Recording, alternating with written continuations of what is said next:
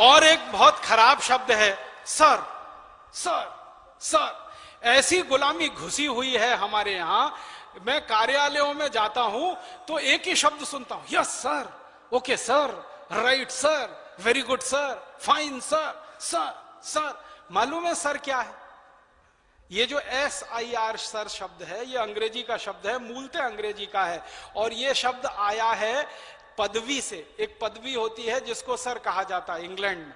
जैसे हमारे यहां आचार्य जी है ना, वो एक पदवी है ना, वैसे ही सर एक पदवी है।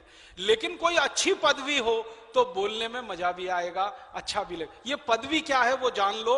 यूरोप में, पूरे यूरोप में सभी भाषाओं में ये सर शब्द है। अंग्रेजी में मूल रूप से आया, फिर दूसरी भाषाओं में गया। पूरे यूरोप में एक मूल परंपरा है जिसको आप सुनेंगे तो हैरान हो जाएंगे। दूसरों को गुलाम बनाकर रखने की परंपरा हजारों साल तक यूरोप में रही है। दूसरों को गुलाम बनाकर रखने की परंपरा यूरोप में बहुत लंबे समय तक रही है, हजारों साल तक रही है। तो होता क्या है यूरोप में, जो व्यक्ति जितने ज्यादा लोगों को गुलाम बना के रख सकता है वो उतनी ही ऊंची पदवी का अधिकारी होता है, उसकी पदवी उतनी ऊंची होती है। गुलाम बनाकर जो रख सकता है उसकी पदवी उतनी ही ऊंची हो सकती है। महिलाओं को गुलाम बना के रख सके, पुरुषों को गुलाम बना के रख सके।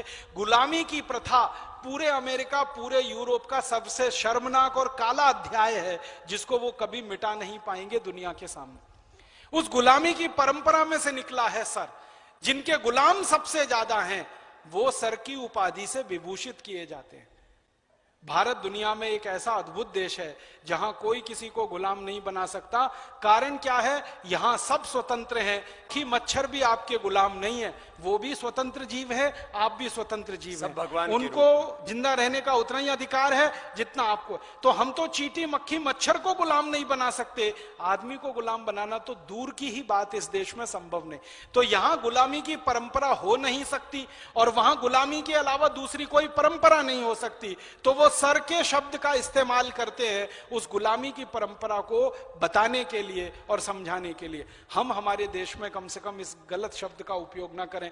आपको सर बिल्कुल हटा देना चाहिए अपने जीवन में से।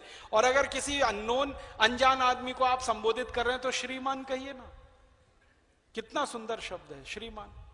श्रीमान कहिए, श्रीमान कहिए, महाशय कहिए, महोदय कहिए, कोई भी शब्द ले लीजिए, हिंदी का, संस्कृत का, शब्दों की कोई कमी नहीं। और अपने शब्दों में दम कितना है। थोड़ी देर पहले मैं मैडम बता रहा था ना, और भारत का एक शब्द है श्रीमती। श्री माने लक्ष्मी, मति माने बुद्धि। लक्ष्मी और बुद्धि, लक्ष्मी और सरस्वती जहां एक साथ निवास करे वो श्रीमती, वो मैडम नहीं है। मैडम अलग है, श्रीमती अलग है। हम कई बार भाषांतर कर देते हैं ना, मैडम का श्रीमती कर दिया, सर का श्रीमान कर दिया, ये बड़ा खतरनाक है।